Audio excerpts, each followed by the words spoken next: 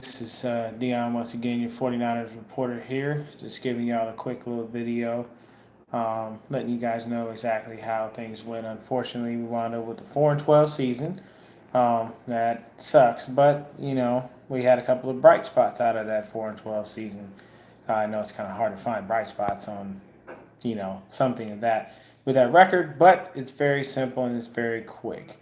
We found out Nick Mullins is a very capable backup. If Jimmy Garoppolo isn't ready to go, most likely he will wind up starting the season. Hopefully that's not the case and Garoppolo is ready to go and we get him for a full season.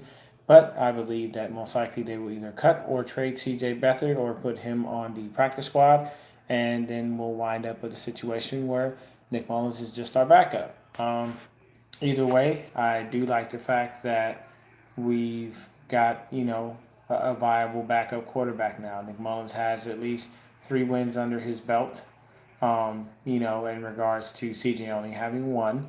CJ, like I said before, nothing against the guy. I think he's a great human being.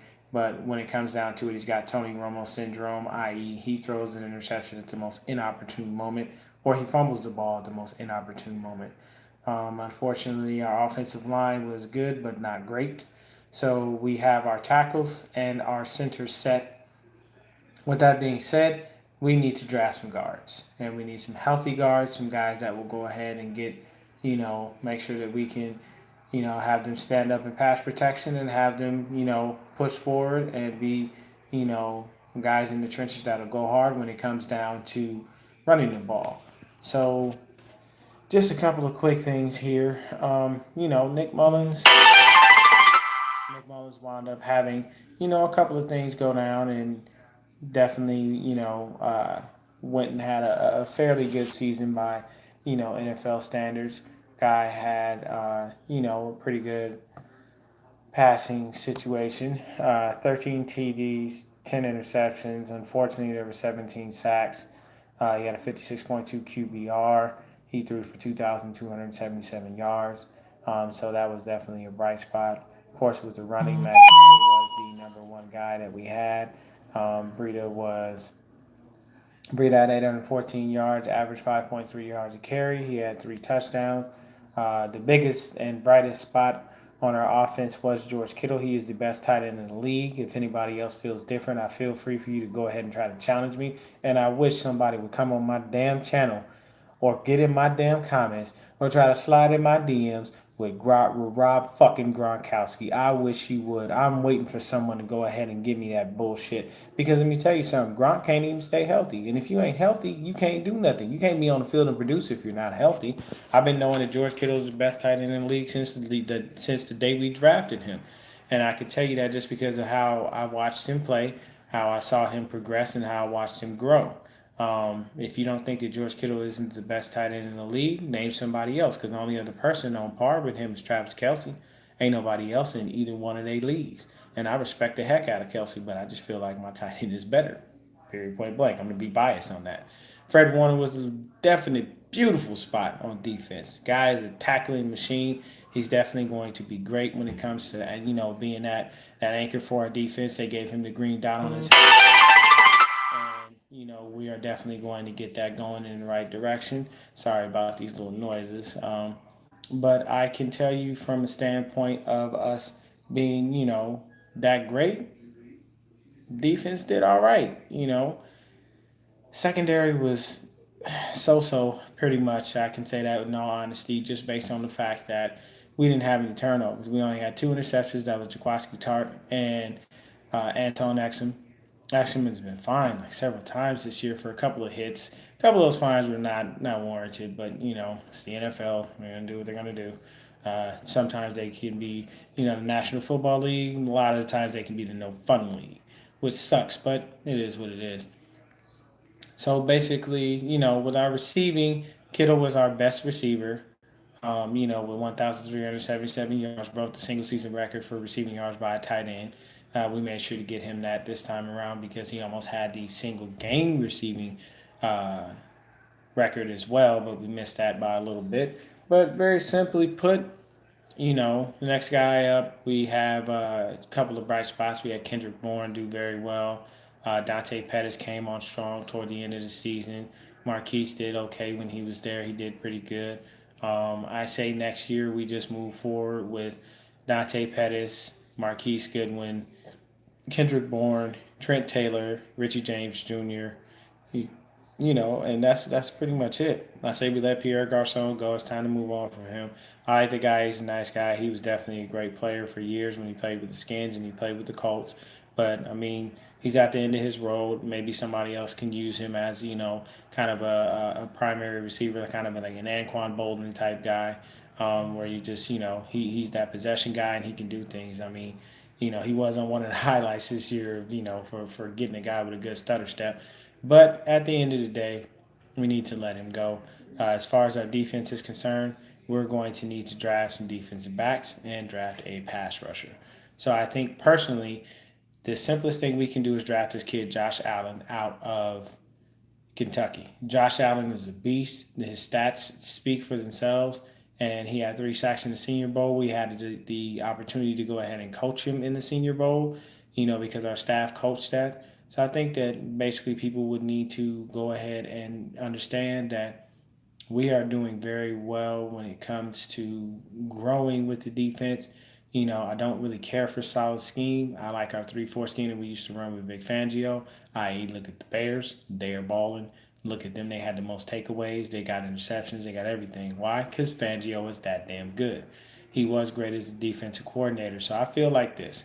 If we get DeForest Buckner, we got Josh Allen on the outside and Fred Warner on the inside, you know what that takes us back to?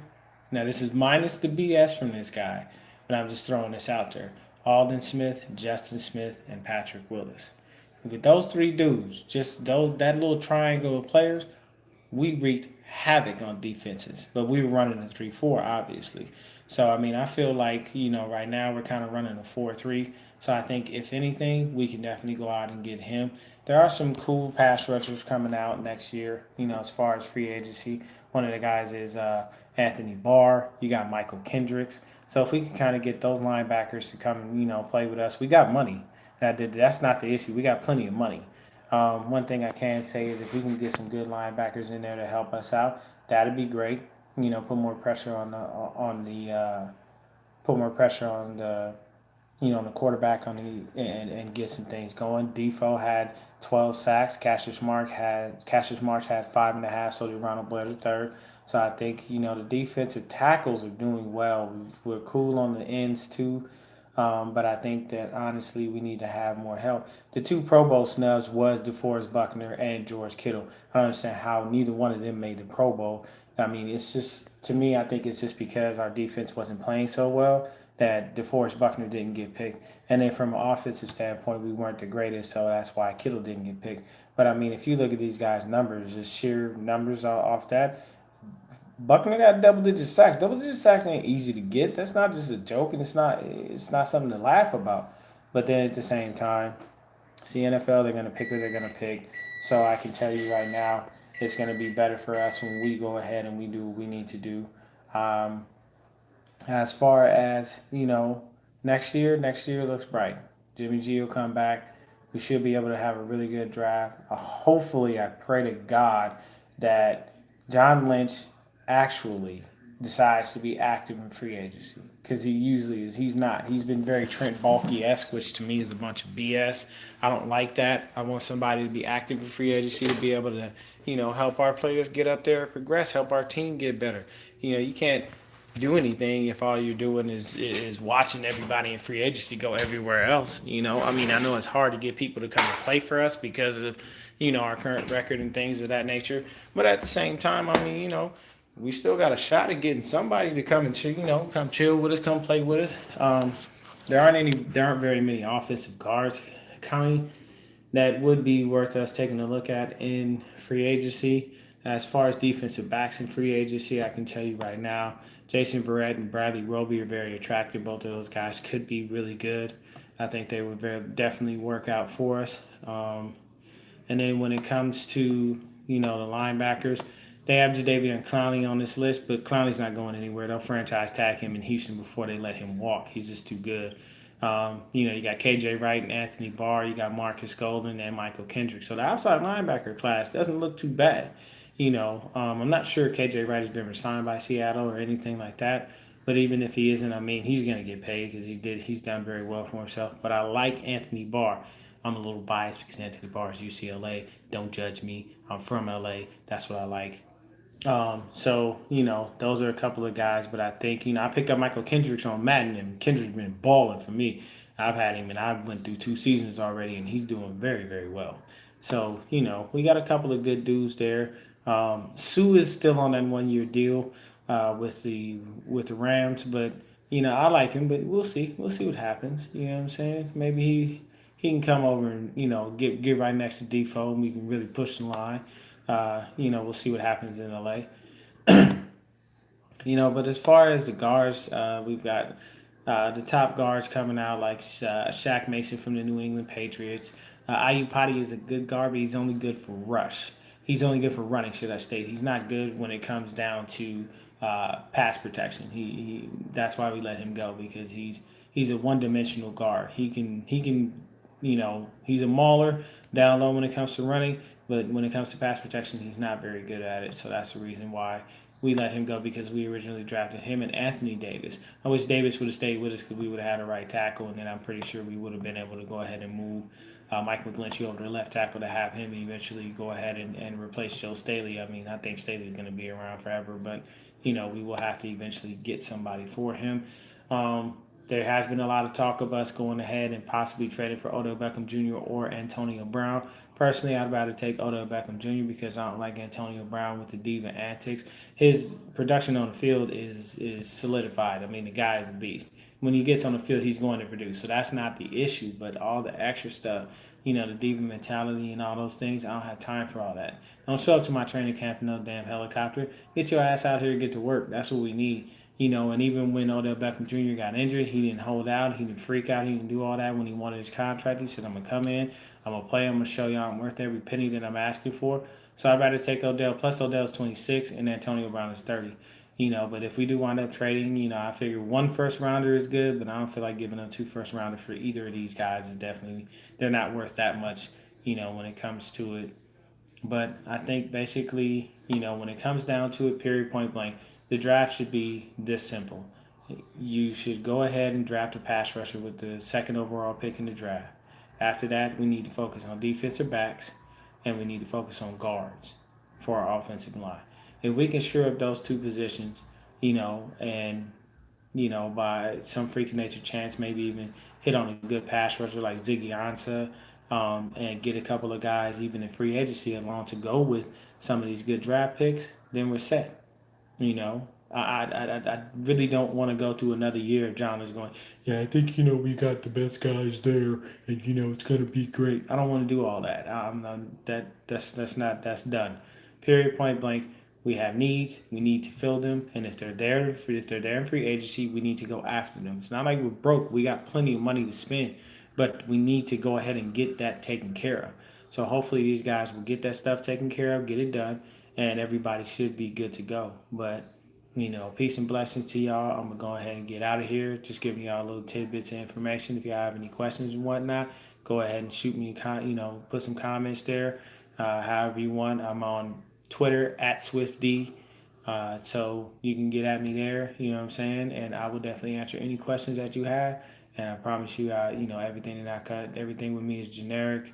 And at the same time, it's heartfelt. I know my 49ers at the back of my hand, and we will have a better year next year. Hopefully Jimmy G is healthy. Hopefully everything works out for us because it's just the 3rd year and we need to be in the playoffs. There's no more excuses. There's no more we're building, we're trying to get better and all this other stuff. We need to get better. We had 6-10 and 4-12, and that's not good. You want to continue to have your wins go upward rather than anything. So period, point blank, we got to get to the playoffs this coming year in 2019. So in 2020, we're playing for the damn Super Bowl.